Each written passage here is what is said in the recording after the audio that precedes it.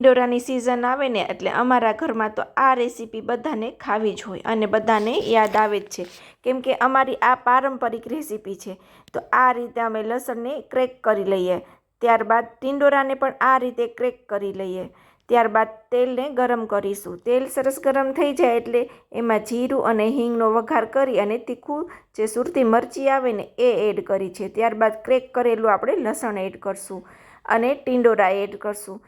અને આ રેસીપીનો તમારે ફૂલ વિડીયો જોવો હોય ને તો નીચે મેં ટાઇટલ પાસે એની લિંક આપી છે, ત્યાં જઈ અને તમે એની ફૂલ રેસીપી પણ જોઈ શકો છો, કે એમાં આપણે ડિટેલથી આ સંભારા વિશે માહિતી આપેલી છે.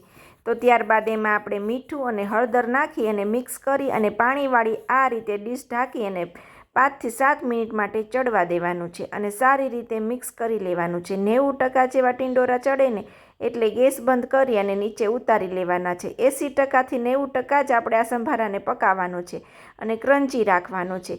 ત્યારબાદ ઉપરથી આ રીતે કોથમીર એડ કરી અને એને સર્વ કરશું.